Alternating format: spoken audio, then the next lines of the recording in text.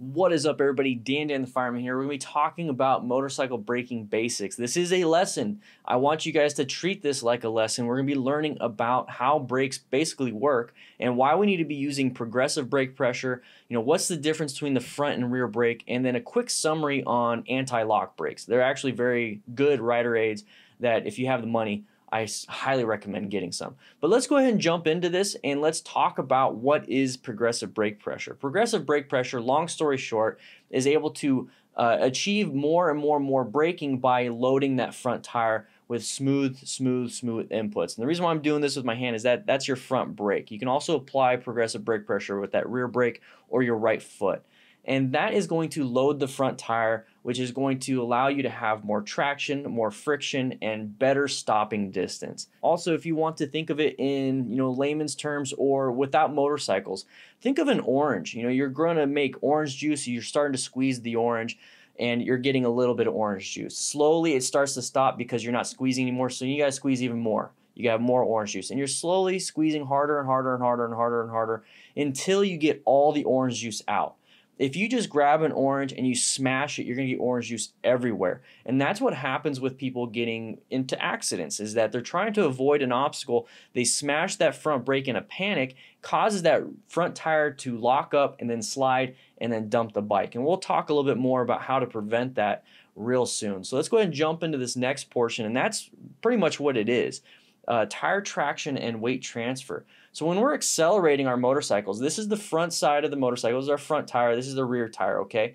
When we accelerate, the front end starts to lift up and that rear end starts to go down just a little bit or even maintain. That way, most of the weight is on that rear tire to deliver the power. That's how they're designed. It's pretty cool, all these physics and everything, but that's basically what it is. That rear tire is going to get a lot of weight. So when you're accelerating, immediately if you apply a rear brake, you're going to get some traction. But once we start to decelerate, which is applying rear brake or front brake, you're going to start having this weight transfer to go to the front. And you'll feel that when you start to apply the brakes. You're starting to slide forward, the front end starting to dive down. All of that really plays into friction. So a lot of weight on that front tire causes friction. And it's going to be a mechanical traction. Tire traction, mechanical traction, and all friction all meshes together. And I do have a video tomorrow where I talk about progressive brake pressure, why you need to have transfer of weight, and make sure you're applying it smoothly. And you can even do it fast. So make sure you check out that video by subscribing so you can see it tomorrow. Okay, so what we have here is we have that mechanical traction, because all that weight is going to the front. Think of the road as like this. I like to think of things like this, like Velcro almost. And this is the road right here. So we have our tire right here. So when we have warm tires, they become malleable. So this is why it's very important to have good, nice, warm tires before you start doing anything crazy. So right here, the road is dimpled. It has rock debris, the asphalt, all the aggregate. The front tire, or any of the tires, when it warms up, it's going to lock in just enough to apply some traction so that you don't slip and fall. So it's going to lock in, and then it's going to keep rotating and keep going across, your path of travel. That's how tire traction really works. But it needs more and more weight if you're going to be applying more and more stopping power. So when we load that front tire, we're actually putting more and more weight, which is more and more friction to that front tire. And when I talked about, weight transfer, that weight transfer is more weight, more and more locking potential, more and more traction, and better stopping. So that is absolutely why you need to have weight transfer and progressive brake pressure, okay?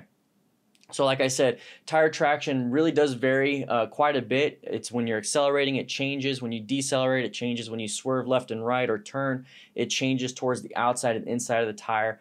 But the main thing is that we need to get weight to that front tire and then progressively apply more and more braking when we have more and more traction. That is extremely important, okay? So let's go ahead and move on to front and rear brake. This is where it starts to really apply quite a bit, is that when we start to decelerate, that front end dives down and that rear end removes weight from that rear tire. That is why you have typically on cruisers 70% brake power up front and 30% in the back. And that's because cruisers have super low center of gravity and it pretty much distributes the weight not evenly, but quite a bit more than a sport bike or my bike, where it's a very high center of gravity, so you have much more of a dive, and now you have about 90% brake pressure up front. So it's very important to utilize your right hand and to have really good smooth inputs. It's very, very important, okay? So now when we talk about this a little bit more, remember that the front tire has to be loaded. So when we start to decelerate, either with our front brake, engine braking, or even rear brake, anything that is going to go from, let's say 60 miles an hour to 50, that's a deceleration. You're going to have a little bit of that front end dip. So what you need to do is you need to start to apply a little bit of that pressure, and you're going to have more of that front end dip, more of the weight transfer, more of the weight transfer. And then when you feel a lot of that weight transfer on, you can squeeze more, and more, and more. Typically within the last section of stopping, your front tire is pretty much locked in, and you can apply almost 100% brake pressure and you're not going to slide out. But you have to wait for that weight transfer. Like I said, I have a video demonstrating, showing absolutely everything that's coming out tomorrow that is integrated with this video. So if you want to see that, hit that subscribe button. So now we're going to talk about anti-lock brakes. Now, anti-lock brakes isn't really a substitute at all for good technique, okay? So my job when I ride and I practice is I try my absolute best not to activate ABS. Everyone thinks ABS is here to prevent accidents, is here to do this. It's a rider aid. It only aids. It doesn't protect or prevent things, okay? So we still need to utilize good technique. So now ABS doesn't prevent a skid. It allows your front tire to lock up and skid, but only for a quick section. So it's going to skid, not skid, skid, not skid, skid, not skid. And you'll actually feel that in your front brake lever. If you have ABS, you're going to feel it pulsate into your hand. Same thing with your foot. That means you activated your ABS. Our job is to not activate ABS. If you know how to do progressive brake pressure with or without ABS, there's a way better chance that you can stop quicker than if you just utilized only ABS. So that is why I really want you guys to practice with or without ABS. I personally practice with ABS because then it's letting me know, hey, I used too much front brake too quickly. So then now I can practice more and more and more. It's really good to have ABS though. Like I said, it's a rider aid, so just in case something happens, it will kick in. Think of it as like a trapeze artist doing their stuff, practicing, and they have a safety net.